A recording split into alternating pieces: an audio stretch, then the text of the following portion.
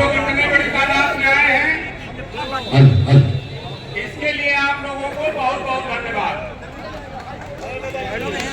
साथियों, क्या कारण है, क्या हो रहा है, यह आप 4 महीने से सुन रहे हैं और यह स्पष्ट हो चुका है कि यह निजीकरण नहीं, यह भ्रष्टाचारीकरण है। और आप लोग निजीकरण के ही लिए नहीं, आप भ्रष्टाचार के खिलाफ लड़ रहे हैं, जो आपके पूर्वजों की गाड़ी की कमाई से बना हुआ ये विभाग तो निजीकरण को बेचा जा रहा है, उसे बचाने के लिए। साथियों, आगे के चरण में भी जो इतने बड़े तादाद में आप लोग आए हैं, तो आप लोगों का डर तो समाप्त हो चुका है। लेकिन जो लोग अभी भी आपसे जुड़ नहीं रहे हैं, क्यों नहीं जुड़ रहे हैं? वेतन कट जाएगा, सस्पेंशन हो सकता है, टर्मिनेशन हो सकता है, हम जेल जा सकते हैं। साथियों, यह बात कब समझ में आएगी? यह जो निजीकरण है, क्या इसमें आपकी नौकरी बच रही है? क्या जो जब नौकरी नहीं बच रही है तो एक दिन, एक महीना या एक साल भी लड़ करके अगर हम उस वेतन को कुर्बान करके अगर इस विभाग को बचा लेते हैं तो नौकरी के जाने से ये सस्ता है या महंगा है?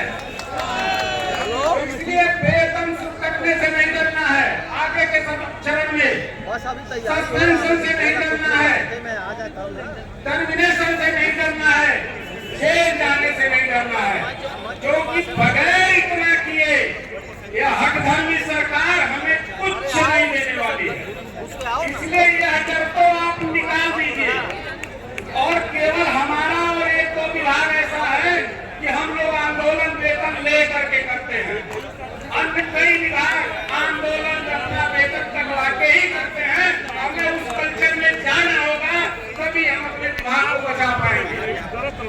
साथियों, वेतन जो कोई कर्मचारी जो बैंक में है, हो सकता है अपना पुराना कोई पेंडिंग काम करते हो, उस दिन वो कार्य करते हैं आंदोलन के दिन, लेकिन जो वेतन कार्य का दायित्व उस कार्यालय में निभाता है, कहते हैं उस आंदोलन में मेरा भी वेतन काटो। अगर 1000 का कर रहा है तो संख्या के बाद 1001 की जानी चाहिए। इसलिए वेतन काटने से, सस्पेंशन से, जेल जाने से नहीं डरना है, क्योंकि पिछले बार की योजना में हम लोगों को धोखा दिया है।